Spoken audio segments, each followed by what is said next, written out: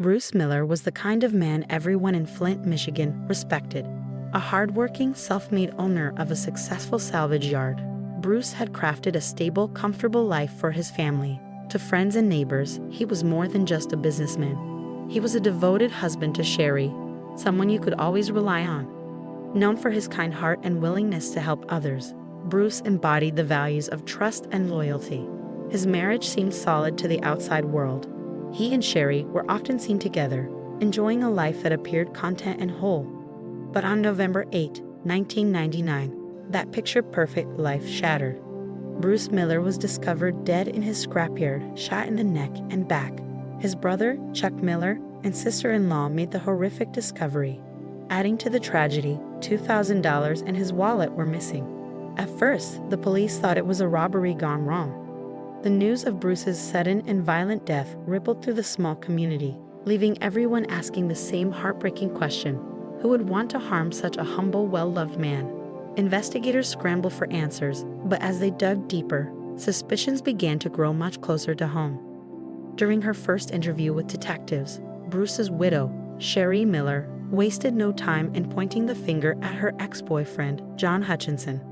According to her, there had been bad blood between Bruce and John ever since their affair, which had taken place just before she married Bruce. John, who worked for Bruce at the salvage yard, had also borrowed $2,000 from Bruce and was allegedly behind on repaying the debt. To add fuel to the fire, there had been recent thefts and VIN switching at the yard, crimes that, according to Sharee, put John squarely in the police's crosshairs. Investigators began to theorize that Bruce may have been planning to report John to the authorities, giving him a motive for murder.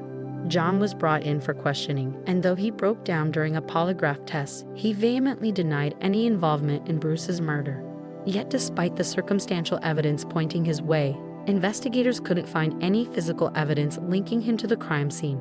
With nothing concrete to hold him on, John was let go, leaving investigators back at square one, and the question still unanswered: who killed Bruce Miller? At the time of his death, Bruce Miller was a 48-year-old, quiet, two-time divorcee looking forward to retirement. He had worked hard to build his successful scrapyard business in Flint, Michigan, and one of his first hires was Sharee, a vivacious and charming 26-year-old bookkeeper, who was also a mother of 3 with a side hustle as a Mary Kay cosmetics salesperson. Despite their 20-plus year age gap and the boss-employee dynamic, Bruce and Sharee began dating. Within just 4 months, on April 23, 1999, they eloped to a Las Vegas wedding chapel and eventually got married. While Bruce was an established business owner, Sharee's life had been far more turbulent. Born in 1971, she grew up in a trailer park and had been on her own since the age of 16. By 1997, she was a single mother of 3 when she crossed paths with Bruce Miller, who seemed to offer stability and a comfortable future. To some close to Bruce, Sharee's spending habits were a red flag. She had a reputation for maxing out credit cards and splurging beyond what they thought was reasonable. Still, Bruce, devoted and ever-loving, considered Sharee the perfect wife and overlooked her tendency to overspend. To help her manage their finances more efficiently, he bought a home computer, hoping it would help her keep a closer eye on the household budget. However, the new computer opened doors Bruce couldn't have anticipated. Sharee quickly became absorbed in the online world. As she admitted later, "I didn't get up from in front of that computer." While Bruce spent long hours working at the scrapyard, Sharee stayed home, engrossed in the virtual world. At the time, owning a cell phone was not common, and laptops were a luxury. Most people accessed the internet through bulky home computers, their towers connected to oversized monitors by a mess of wires and cables. Social media, as we know it today, didn't exist, and texting was rare. Instead, people interacted in online chat rooms, some of which were adult-oriented, offering anonymous flirting and the chance to indulge in virtual romances. For some, these virtual encounters even led to real-world affairs. It was in one of these chat rooms that Sharee met Jerry Cassady, a former homicide detective whose life was unraveling.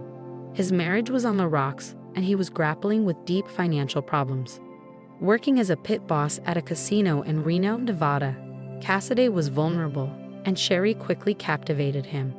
What Bruce didn't know was that Sharee and Cassaday's relationship had begun before her marriage to Bruce, continuing well into their union. In 1999, Sharee and a friend took a vacation to Reno, where she had her first in-person encounter with Jerry Cassady. At the time, Cassady was at a low point in his life.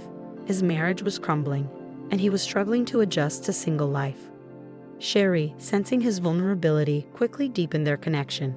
Their affair blossomed, with Sharee using her Mary Kay Cosmetics business as a cover for her trips to meet Cassady.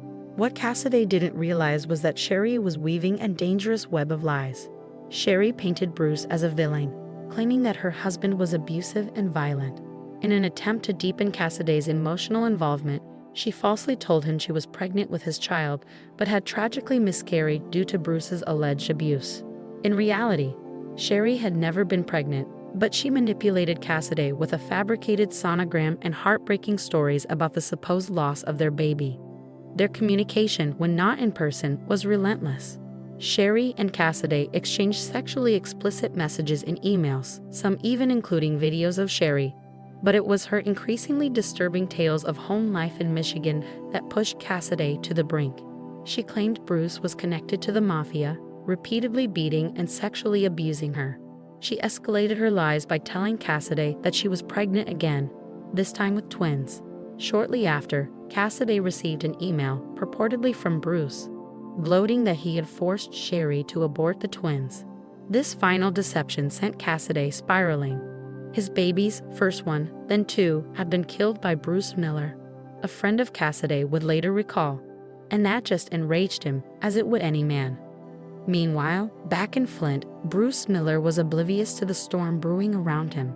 Although he knew that Sharee flirted with men online, he tolerated it, believing it to be harmless. He was focused on the future, even planning to adopt her children, and to most, the Millers appeared to have a stable and loving marriage.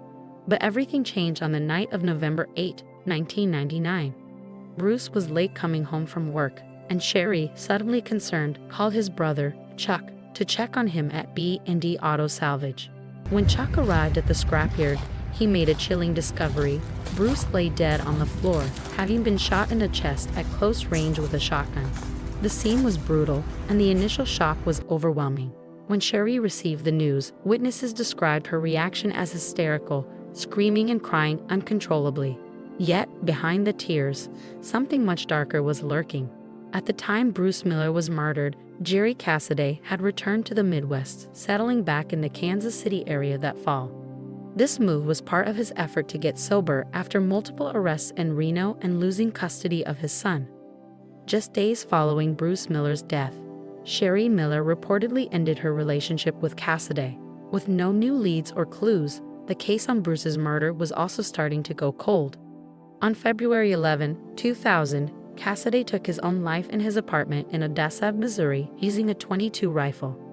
After Cassady's death, his brother Mike discovered a briefcase containing a suicide note in which Jerry confessed to the murder of Bruce Miller. Cassady, drawing from his law enforcement experience, had committed the murder with minimal evidence left behind. His final act was to leave a detailed suicide note instructing his attorney to deliver the briefcase to the police. The briefcase held incriminating evidence, including printouts of their explicit messages and a computer hard drive. Investigators also found directions to Bruce's salvage yard and specific instructions from Sharee, such as, "Just do it and get the hell out of there." Inside the briefcase were 3 letters, one addressed to Cassady's biological son, another to his ex-wife, and the third to his parents, which explained his actions. With this new evidence, authorities believed they had sufficient grounds to charge Sharee.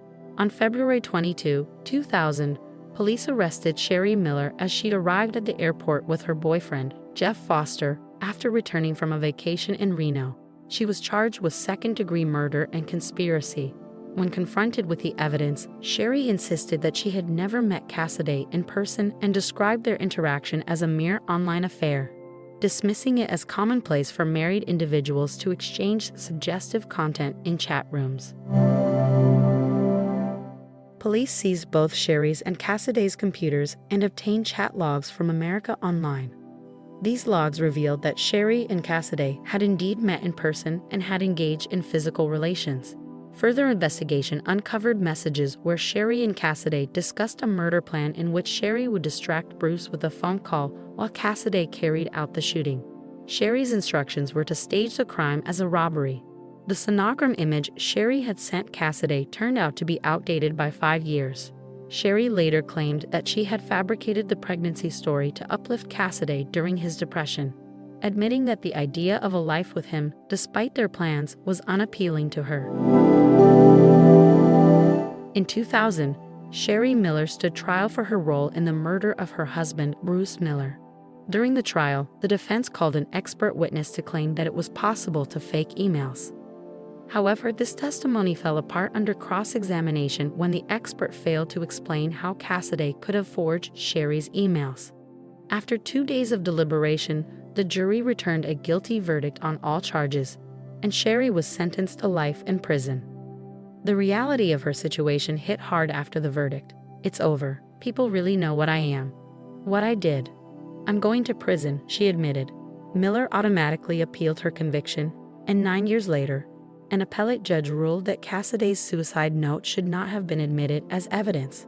This led to an order for a retrial and allowed Miller to post bond and leave prison. Reflecting on her situation, she acknowledged, "It was so much easier lying about it to myself. It's so much easier to look at yourself when you don't have to confront the truth." Prosecutors fought for 3 years to reinstate Miller's conviction, eventually succeeding when the court ruled that Cassady's suicide note was admissible after all. Miller was sent back to prison.